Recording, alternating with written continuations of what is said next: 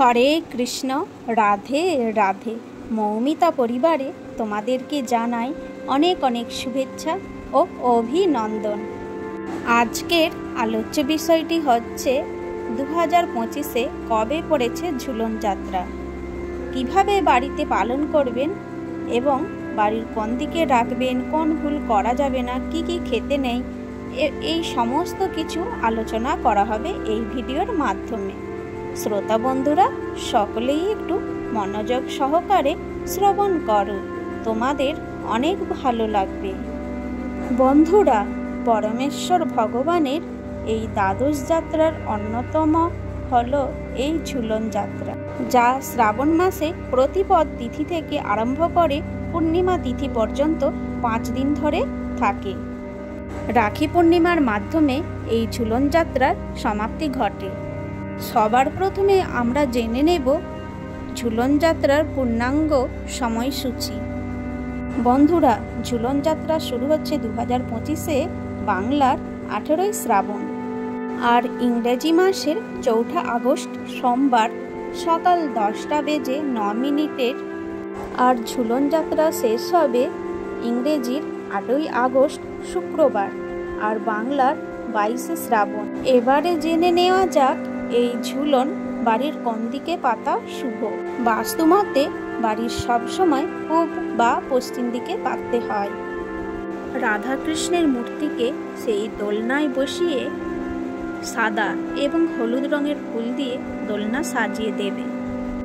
রাধাকৃষ্ণকে পঞ্চমৃত্য দিয়ে অভিষেক করবেন।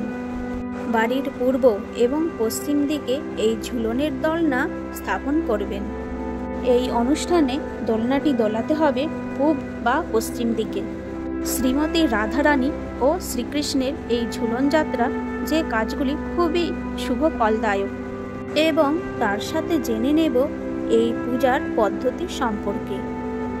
বন্ধুরা, শ্রীকৃষ্ণ এবং শ্রীমতী রাধারানীর এই ঝুলন যাত্রা 5 দিন ধরে চলে, তাই এই 5 দিনের মধ্যে সম্ভব হলে 5 দিনই, আর যদি সম্ভব না হয় তাহলে যে কোনো একদিন রাধাকৃষ্ণের এই যুগল মূর্তিকে দোলনায় দিয়ে দোল দিতে পারেন। এটি গৃহস্থের জন্য খুবই শুভ ফলদায়ক। তবে এটা মনে রাখতে হবে এই দোল যেন পূর্ব থেকে পশ্চিম দিকে দোল দেওয়া হয়। এই 5 দিনের মধ্যে যে কোনো একদিন গীতা পাঠ করবেন, আর যদি পাঠ না করতেও পারেন তাহলে শ্রবণ করবেন। এটা খুবই শুভ বলে মনে করা হয়। ঝুলন যাত্রার উৎসবে কিন্তু শ্রী রাধাকৃষ্ণের যুগল মূর্তিতেই পুজো করতে হয়।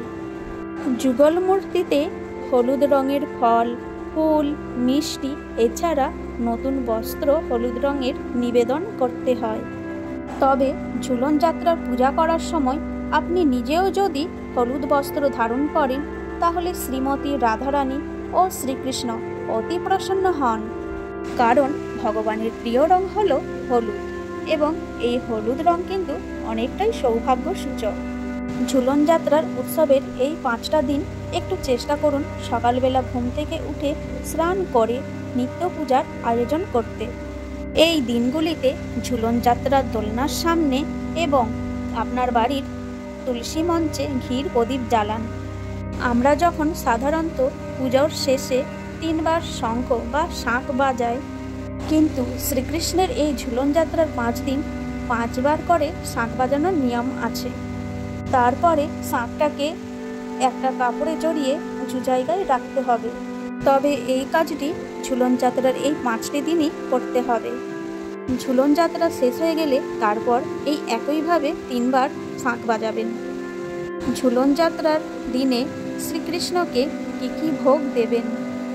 বন্ধুরা, এই সময় আপনারা শ্রীকৃষ্ণের পছন্দের ভোগ যেমন মালপোয়া, দুধের ক্ষীর, পায়েস নিবেদন করতে পারেন। এছাড়াও লুচি, সুজি অর্পণ করতে পারেন। আপনাদের সাধ্যমতো ফল, মিষ্টি সাজিয়ে দেবেন। অন্তত একটি হলুদ বর্ণের মিষ্টি রাখবেন, এবং এই কৃষ্ণপ্রসাদ যত বেশি বিতরণ করবেন ভগবান শ্রীকৃষ্ণের বিশেষ কৃপা লাভ করবেন। ঝুলন যাত্রা উৎসব চলাকালীন নিরামিষ আহারের নিয়ম রয়েছে। এই সময়ে বাড়িতে আমিষ খাবার খাওয়া একদমই উচিত নয়। বন্ধুরা, এই ঝুলন যাত্রা উৎসব চলাকালীন আপনারা কিন্তু একদিন একাদশী তিথি পাবেন, যেটি পড়েছে 5ই আগস্ট। সেটি হলো পবিত্রা রোপিণী বা পুত্রদা একাদশী। এই দিনটিতে আপনারা ভুলেও কিন্তু পঞ্চরবি শস্য খাবেন না। বন্ধুরা, এই ঝুলন যাত্রা উৎসব চলাকালীন সন্ধ্যাবেলা কিন্তু ঘর বাড়ি ঝাড় দেওয়া যাবে না। এতে মা লক্ষ্মী রুষ্ট হয়ে গৃহ ত্যাগ করেন, যার ফলে কিন্তু দারিদ্রতা আসে। এই ঝুলন যাত্রা চলাকালীন কোনো অসহায় ব্যক্তি যদি সাহায্যের জন্য আসে তাহলে তাকে ফিরিয়ে দেবেন না। সাধ্যমতো তাকে সাহায্য করার চেষ্টা করুন, তবে সন্ধ্যের দিকে আসলে দান করবেন না। বাড়িতে থাকা ঝুলন যাত্রা উৎসবের যে প্রসাদ রয়েছে সেগুলি তাকে খেতে দেবেন। ঝুলন যাত্রার পবিত্র দিনে ভগবান শ্রীকৃষ্ণ ও শ্রীমতী রাধারানীকে শুদ্ধ মনে একটিবার দোল দিলেন জড়জগতের কষ্ট ও পূর্বজন্মের মোহবন্ধন থেকে মুক্তি মেলে। ঝুলন যাত্রা শ্রীমতী রাধারানী ও ভগবান শ্রীকৃষ্ণের প্রেম উদযাপনের উৎসব। এই উৎসবে শ্রী রাধাকৃষ্ণের মূর্তিকে যুগলভাবে সাজানো হয়। ঝুলন উৎসবে শুধুমাত্র রাধাকৃষ্ণ নন, এই উৎসবে অঙ্গ হিসেবে জড়িয়ে রয়েছেন অষ্টসখী গোপীরাও। কৃষ্ণপ্রেমে মত্ত হয়ে তারা সকলেই মদন মোহনকে ঘিরে নৃত্য করতে থাকেন। ভগবান শ্রীকৃষ্ণ সেই তালে তাল মেলান। তাই এই ঝুলন যাত্রা অতি পবিত্র উৎসব।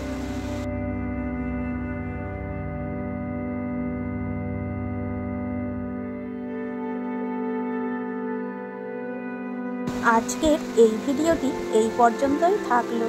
সকলেই ভালো থেকো, সুস্থ থেকো আর ভালোবেসে বলো রাধে রাধে।